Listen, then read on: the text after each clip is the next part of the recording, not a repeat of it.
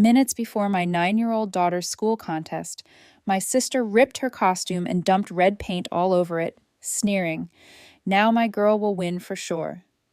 My parents sided with my sister. I didn't shout. I did this. 30 minutes later, everyone was speechless because the outfit she destroyed was. That's the headline version of events. Sounds dramatic, right? Well, it was. It was the kind of day where your stomach knots itself into a ball and you can't decide if you're about to faint, scream, or laugh hysterically at the absurdity of it all. Spoiler, I did all three. But let me rewind for a second, because if you don't know what this school contest means, you won't understand the scale of what my sister tried to destroy. Every year, the school holds a creative arts contest.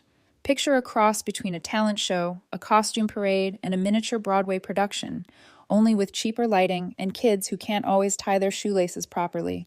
The entire school attends: parents, teachers, the principal, grandparents with camcorders the size of bricks, the whole circus. And the winners, they get to represent the school at the district festival. That's a big deal when you're 9 years old. Honestly, it's a big deal when you're a mom, too. For months, my daughter Maeve had been living and breathing this contest. It was her world. Forget Roblox, forget TikTok dances. All she talked about was her costume, her choreography, and how she wanted the judges to see how hard she'd worked.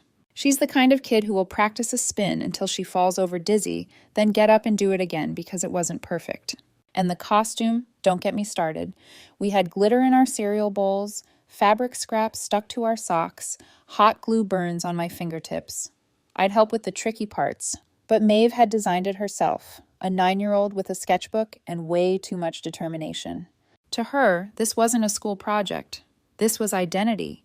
This was her shot to stand on stage and scream silently to the world, "Look at me, I'm good enough." Which is why what happened next made my blood boil hotter than that glue gun.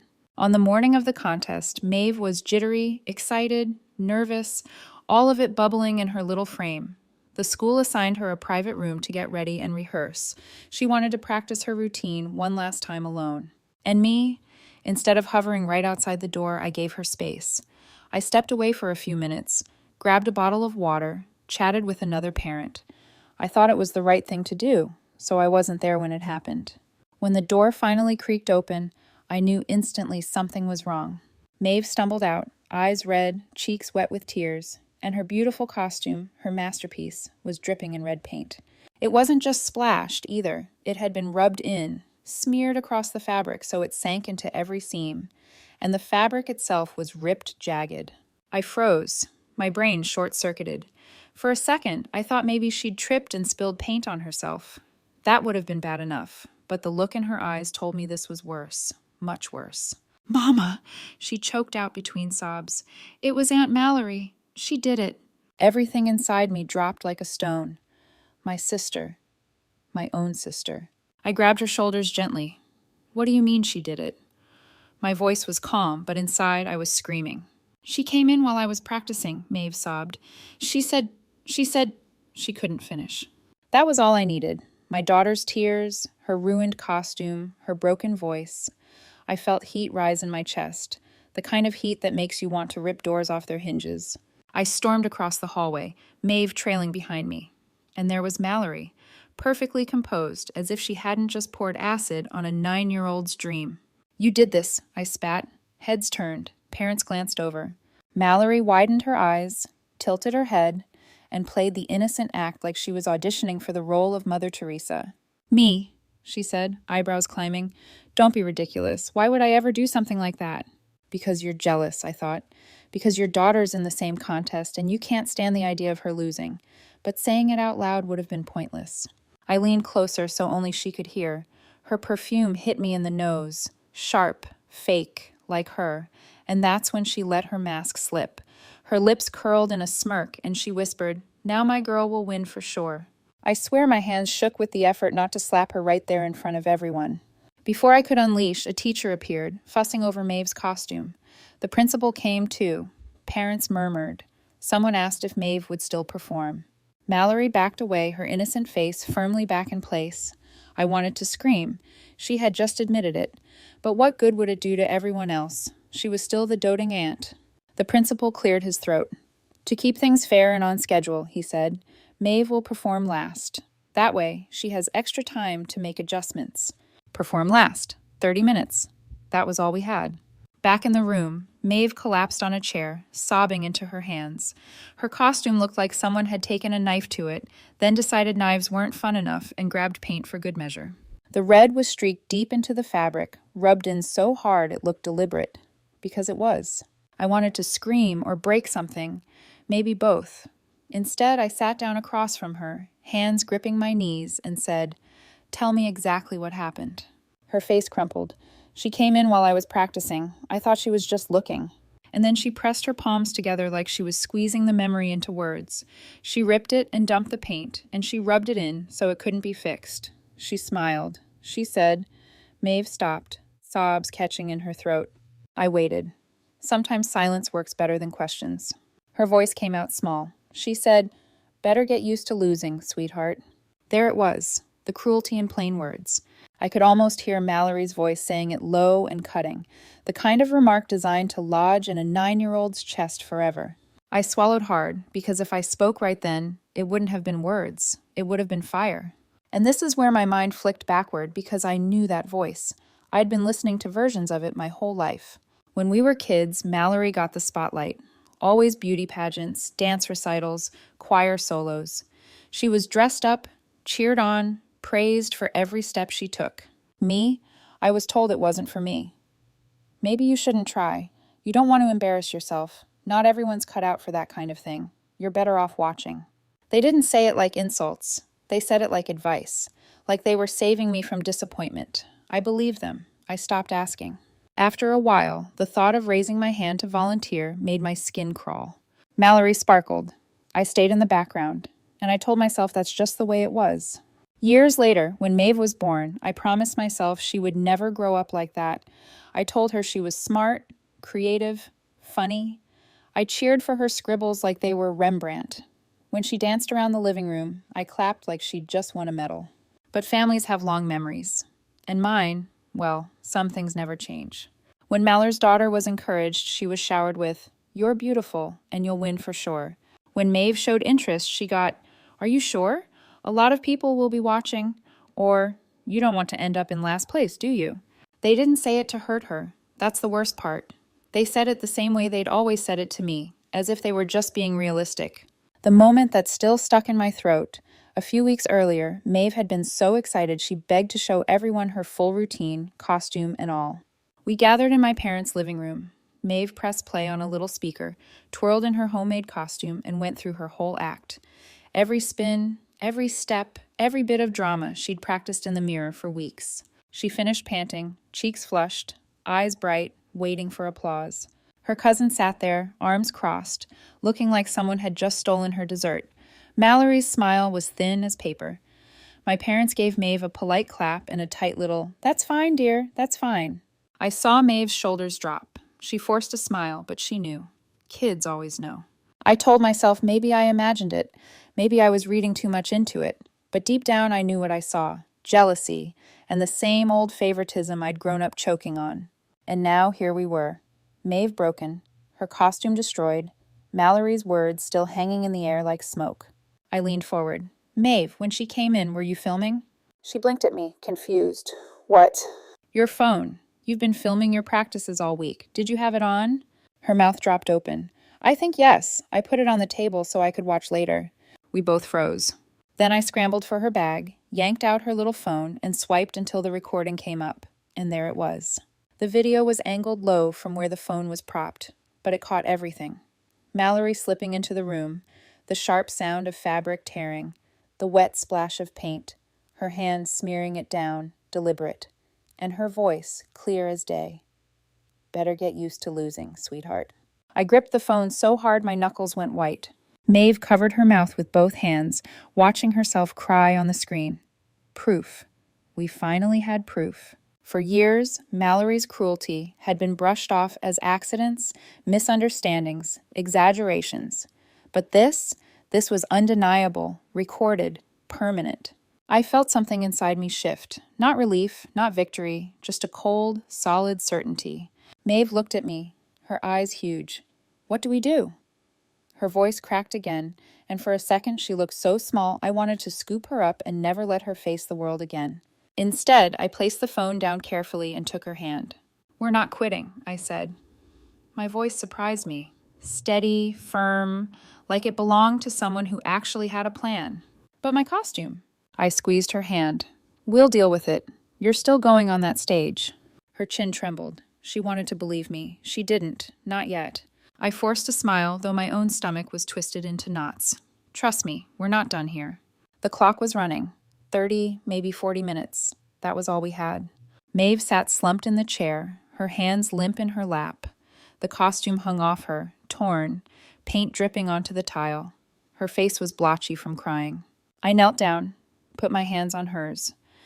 "We've got time," I said. My voice came out steadier than I felt. She shook her head. "It's over." "No," I told her. "We're not done." And that was it. No speech, no plan I could spell out, just a decision. We weren't giving up. The rest, well, that stays between me and Maeve. We worked. We made choices. By the time her name was called, we had something. Not perfect, not polished, but something. When the lights dropped, my throat went dry. The projector flickered on. The video filled the stage. The shaky angle caught Mallory stepping into the prep room, her hand yanking at fabric, the sound of ripping clear as a scream, the splash of paint, the smear of her palm grinding it into the seams, and her voice dripping with malice. "Better get used to losing, sweetheart." The words echoed through the hall. Gasps spread like a ripple, heads turned, parents shifted, whispering. Teachers frowned. And then Maeve walked out. The whispers stopped. Her costume should have been ruined. Everyone knew it. But under the lights, it didn't look ruined anymore. The tears in the fabric had been shaped into jagged lines. The paint streaks blazed across her chest like fire. She looked fierce. The music began, the same track she'd practiced for months. Maeve lifted her chin, took her first step. It was her routine. Every spin, every drop, every move she'd drilled again and again. But now it was more. Every motion carried what had happened. When she spun, it was defiance. When she dropped low, it was hurt. When she rose again, it was survival. The audience leaned forward. No one coughed. No one whispered. They were caught. I glanced at Mallory. She was 3 rows ahead of me, her jaw clenched, her face frozen. Maeve's body hit every beat.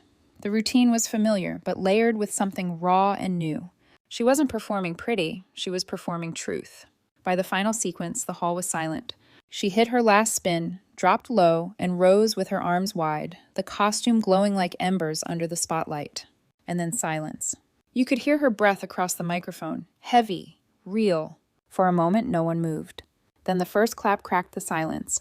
Another followed, and then the whole room erupted. Parents stood. Teachers clapped until their hands were red. Kids shouted her name. Maeve stood there, chest heaving, eyes shining. A 9-year-old in a ripped painted costume, standing taller than anyone else in the room. And in that roar of applause, I knew one thing. This wasn't over, because what came next left us all speechless. The clapping was still going when Maeve walked off stage. Cheeks flushed, hair wild, eyes wide like she wasn't sure if she'd just lived it or dreamed it. I held her. She clung back, shaking, but her body was buzzing too, like she'd swallowed lightning. But applause fades. I know that. What doesn't fade is the family staring holes through your back. Mallory sat 3 rows ahead, her jaw clenched so hard I thought her teeth might crack. My parents sat beside her, stiff as stone, lips pinched into those tight little lines I knew too well. The same look they used to give me when I embarrassed the family, which could mean anything from crying in public to daring to exist in Mallory's shadow. So, while Maeve was glowing from her standing ovation, I was waiting for the knife to twist. And I didn't have to wait long. The jury slipped out to deliberate. The audience buzzed, but my focus stayed locked on my family. Mallory didn't speak, didn't move. My parents leaned in toward her, whispering. She nodded once, like they were plotting. I thought, of course, even now, after everything. 15 minutes of silence stretched like an hour. Maeve chewed her lip raw. I held her hand. My other hand shook, but I hid it in my lap. When the jury returned, everyone hushed. The head judge cleared her throat. We want to make it clear that our decision is based on merit, performance, creativity, not sympathy. My stomach twisted. And first place goes to Maeve. The room exploded again. Parents cheering, teachers clapping, kids shouting. Maeve stared at me like she couldn't believe it. I smiled, nodded, whispered, "Go on." She leapt up to accept, her little trophy gleaming under the lights. But while the hall roared, my eyes stayed on Mallory. Her daughter's name wasn't called. Instead, the judge added, "Due to misconduct, Mallory's child is disqualified. This matter will be reported." It was like watching a mask slip. Mallory froze. Her daughter burst into tears. And my parents, God bless them, sat there looking like someone had just slapped them. Not Mallory, them. That's how it always was. Her humiliation was theirs. Her loss was theirs. Their golden girl shamed, and they couldn't stand it. And me? For once I didn't feel sorry. Not an ounce. Later that night, when Maeve was asleep, still clutching that trophy like it was a shield, my phone rang. My mother. I almost didn't answer. I knew what was coming, but some stupid part of me thought, maybe, just maybe, they'll say, "We're proud of her." I picked up. "How could you do that to your sister?" I laughed. Not the nice kind. A sharp, bitter sound that surprised even me. "You mean how could she do that to your granddaughter?" "You humiliated Mallory," my mother snapped. "In front of everyone." "She ripped Maeve's costume apart and rubbed paint into it," I shot back. "She told a 9-year-old to get used to losing. And you're worried about Mallory's feelings?" There was a pause, then my father's voice, flat as ever. "Family business stays in the family. You don't air it in public." There it was, the old script. I could have recited it with them. Don't embarrass us. Don't make noise. Pretend everything's fine while you swallow the hurt. Something inside me cracked open, or maybe it finally closed. I said very clearly, "If you can watch that video and still defend her, then you are no family to me or to Maeve." My mother gasped. My father tried to bluster something about loyalty. I hung up. My hands were shaking, but it wasn't fear. It was relief. I sat at the kitchen table after, staring at the dark window. The phone was still in front of me, silent now. I thought about the years I'd spent trying to win their approval, all the swallowed words, the times I told myself they were just being honest, the times I convinced myself Mallory deserved the stage, and I didn't. And tonight, watching them side with her after she destroyed their granddaughter's work, I finally saw it for what it was. Not honesty, not tough love, just cruelty wrapped in tradition. They chose her again, and I chose Maeve. That's the line. That's the rebellion. Maeve won a trophy that night, but what mattered more was what she showed them, and what I finally showed myself. Mallory tried to break her. My parents tried to shame me back into silence. Instead, Maeve stood taller than all of them in a costume smeared with red paint and defiance, and I cut ties with a family that had never truly protected either of us. They thought they could destroy her moment. Instead, they destroyed whatever hold they still had over me. And for the first time in my life, I felt free. 6 months later, I wasn't speaking to my parents or to Mallory, but I didn't need to. The updates found me anyway. I heard Mallory's daughter had to transfer schools. She walked into the cafeteria every day with whispers chasing her heels, kids hissing, "That's her mom," under their breath. By Thanksgiving, the invitations to birthdays and sleepovers had dried up completely. By Christmas, Mallory pulled her out. And then there were the charges. I filed the report myself the day after the contest. Not out of spite, out of principle. My daughter deserved to know that what happened to her was not just family drama. It was a crime. The police agreed. With the video in hand, Mallory was charged with criminal mischief, a misdemeanor vandalism charge, and child endangerment. Court came and went. She stood there, forced to listen to her own voice played over the speaker system. Better get used to losing, sweetheart. I almost wished I'd been there to watch her face. The sentence, 2 years probation, 150 hours of community service, $1,000 fine, plus restitution for Maeve's destroyed costume, mandatory counseling. Not prison, but not nothing either. Enough to stain her record. Enough to remind her every week when she picked up a trash bag on the side of the road. From what I heard, she lost more than that. Parents she used to charm now crossed the street to avoid her. Neighbors cut ties. Her perfect reputation, the golden child glow she'd carried since we were kids, gone. My parents, they still sided with her. Said the charges were harsh, that I'd taken it too far. I stopped answering their calls. Maeve still has her trophy. She doesn't display it. She keeps it shoved in a drawer under notebooks and pencils. But sometimes I see her pull it out, hold it for a second, then tuck it back away. Not because she needs reminding, because she already knows. She stood on that stage, broken costume and all, and didn't bend. Mallory wanted her to lose. Instead, she taught her how to fight. And me? I finally learned how to stop losing too. So, what do you think? Did I go too far or not far enough? Let me know in the comments.